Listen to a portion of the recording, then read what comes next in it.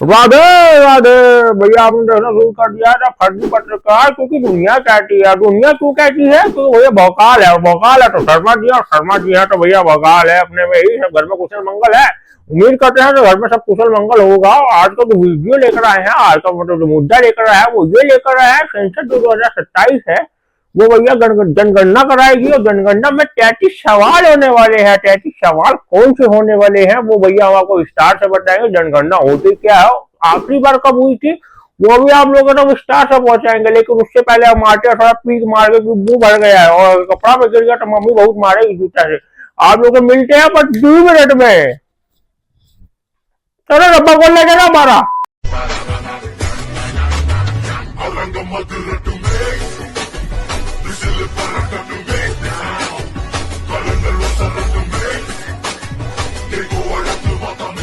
हमारा डब्बा कहाँ रख दिए यार, पीक मारने वाला बताइए। परेशान हो गए इसलिए तो लेट हो गया आपका कांडे में भैया। पीक मारने के लिए हमको जाना पड़ा, उसके बाद ठूक के बाप आपके सामने आए, लेकिन आते साथ में पान दबा लिए बेटे क्यों भैया। क्या करें, शर्मा जी हैं तो भैया भगा ला तो शर्मा जी। लेकिन चले मुद्दे पे आ जाते हैं। मुद्दा ये था कि भैया सरकार जो जनगणना करने वाली है उसमें 33 सवाल करेगी। 33 सवाल आपसे क्या क्या करेगी उसका हम बता देते हैं। सबसे पहले सरकार जो सवाल करेगी वो पूछेगी भैया आपका घर कैसा है, उसमें कितने कमरे हैं, आपका फर्श कैसा है, आप गैस पर खाना बनाते हैं या चूल्हे पर खाना बनाते हैं, आपके पास मोबाइल है, इंटरनेट है, टीवी है, आप किसी जाति से ताल्लुकात रखते हैं। ये सब होने वाला है भैया इस बार। बता रहे कि भैया इस साल की जनगणना में 22 जनवरी को केंद्र सरकार ने इससे जुड़ा एक नोटिफिकेशन भी जारी किया, और इस बार सरकार आपसे सीधे 33 सवाल पूछेगी। यह सवाल घर, परिवार, सुविधा, गाड़ियां और लाइफस्टाइल से जुड़े हुए होंगे।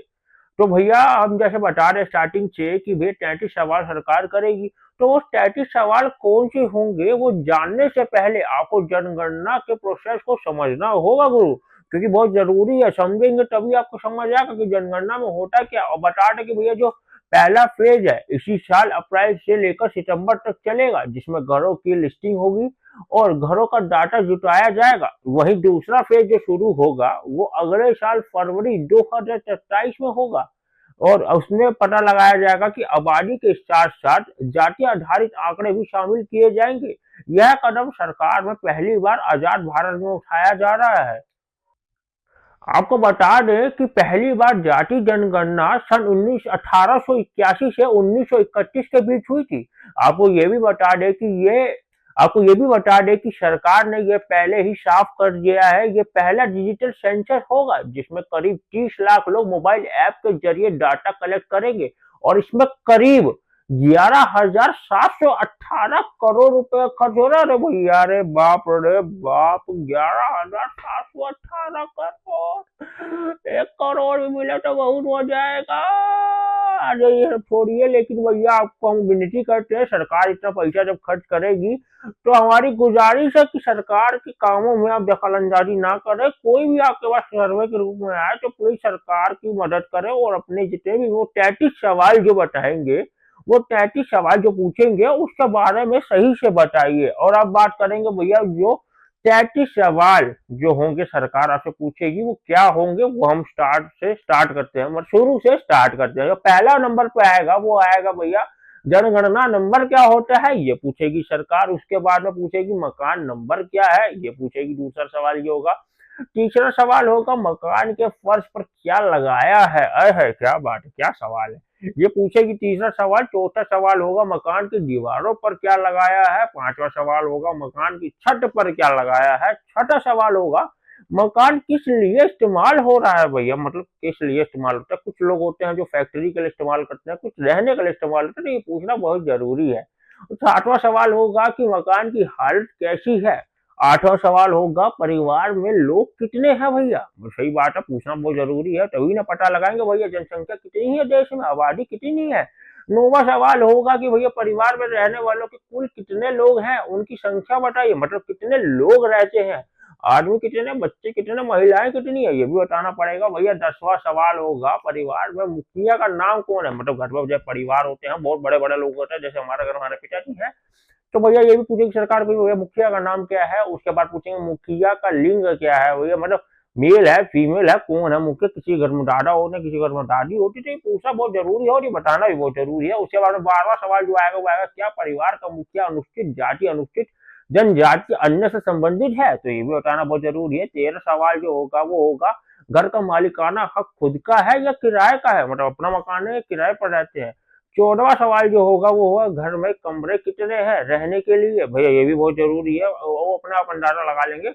हालांकि मुझे समझ नहीं आ रहा ऐसे सवाल क्यों रखे गए हैं, लेकिन फिर भी ठीक है, सरकार कुछ सोच के रखती है, बताना बहुत जरूरी है। उसके बाद में 5वां सवाल जो है घर में शादीशुदा कितने हैं और बिना शादीशुदा कितने हैं, ये बताना बहुत जरूरी है। पीने का पानी का सोर्स क्या है आपका, ये 16वां सवाल है। 17वां सवाल जो होगा भैया वो होगा पीने का पानी उपलब्ध है या नहीं है, मतलब बहुत जरूरी है बताना भी। लेकिन उससे पहले 2 मिनट रुकिए, इसका 18 सवाल पे हम आते हैं, थोड़ा पीस बढ़ गया उसको थूक के आते 2 मिनट रुकिए आ रहे हैं। अरे डब्बा कौन ले जा रहे हैं, फिर सब हुआ फिर जाना पड़ेगा, वो एक काम करते हैं यही थूक लेते। आगे भैया आ गए मतलब भैया यही साइड में मार लिया पिचकारी, क्योंकि भैया डब्बा पता नहीं कौन ले जा रहा है यार, हमारा हमको समझ के राजी नहीं आ रहा है। हाँ नहीं तो समझ ही नहीं आ रहा। उसके बाद में भैया 18वां सवाल ये रहेगा घर में रोशनी का मुख्य साधन क्या है, बिजली का कनेक्शन है या नहीं, मतलब इसी तरीके से सवाल रहेगा बिजली का कनेक्शन है या नहीं है। उसके बाद में 19वां सवाल रहेगा शौचालय है या नहीं है। और 20वां सवाल ये रहेगा शौचालय के तरीके क्या है, भैया हिंदी है अंग्रेजी चला, हाँ क्या बात है, ये सवाल बहुत बढ़िया है भैया, हमको तो हिंदी में पेट साफ होता है, आप लोगों का किसको होता है आप लोग भी बताइए कमेंट सेक्शन में, उससे पहले हम ही को बता दीजिएगा। उसके बाद में 21वां सवाल होगा गंदे पानी के निकासी की व्यवस्था क्या है, मतलब गंदा पानी कहाँ से निकालते हैं।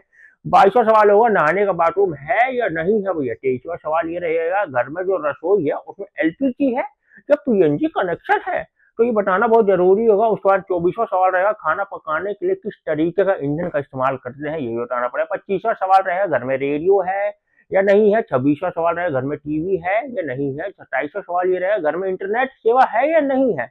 28वां सवाल रहेगा घर में लैपटॉप है या कंप्यूटर है जिसपे कटर कटर कटर कटर काम करते हैं, वो है या नहीं है। 29वां सवाल जो रहेगा घर में टेलीफोन या स्मार्टफोन है या नहीं है, ये भी बताना बहुत अनिवार्य है।